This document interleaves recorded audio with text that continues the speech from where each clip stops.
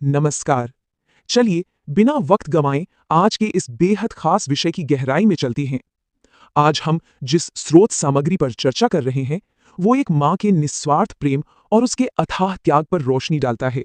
सच कहूं तो ये कोई आम विषय नहीं है, बल्कि एक ऐसा अनुभव है जिससे हम सभी कहीं ना कहीं बहुत गहराई से जुड़े हुए हैं। जरा इस बात पर गौर कीजिए, भगवान हर जगह नहीं हो सकते, इसलिए उन्होंने माँ बनाई। कितनी गहरी बात है ना? दुनिया इतनी बड़ी है, इसमें इतनी विविधता है, लेकिन माँ का स्थान एक ऐसी धुरी है जो ईश्वर के संरक्षण और प्यार का सीधा सीधा एहसास कराती है। यही वो मूल विचार है जो हमारे आज के इस पूरे विश्लेषण का आधार है।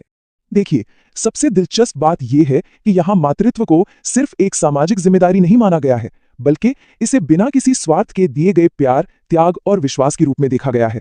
मतलब माँ होना असल में बिना किसी शर्त के प्रेम की सबसे बड़ी और अंतिम मिसाल है, जहां अपनापन 100% निस्वार्थ होता है।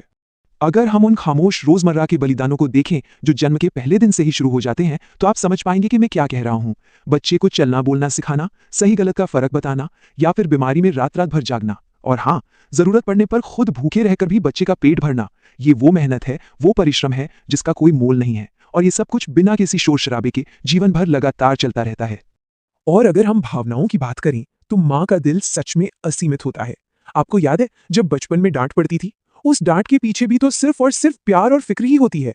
इस लेख में बहुत खूबसूरती से बताया गया है कि माँ की दुआओं में इतनी जबरदस्त ताकत होती है कि जीवन की बड़ी से बड़ी मुश्किलें और सबसे कठिन रास्ते भी बिल्कुल आसान लगने लगते हैं।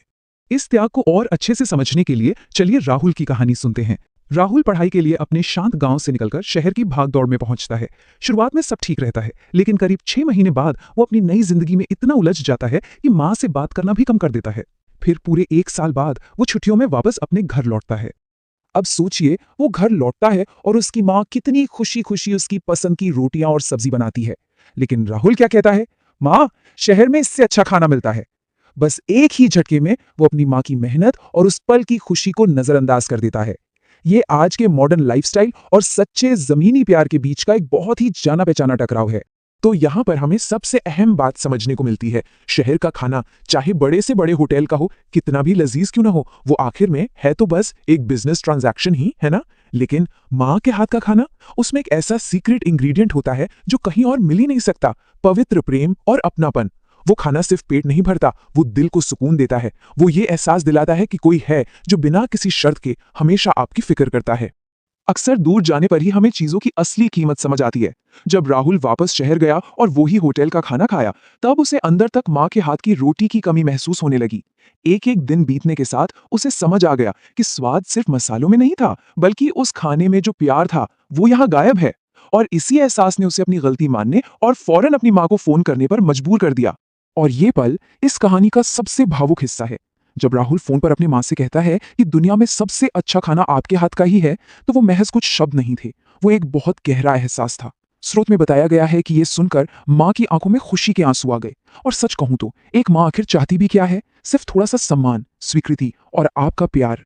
तो इस पूरी कहानी से सबसे बड़ी सीख क्या मिलती है? यही कि इस भौतिक दुनिया में चाहे शहर की कितनी भी चकाचौंध हो या ऊंचे दर्जे की सुख सुविधाएं, एक माँ के प्यार की बराबरी कोई भी चीज नहीं कर सकती।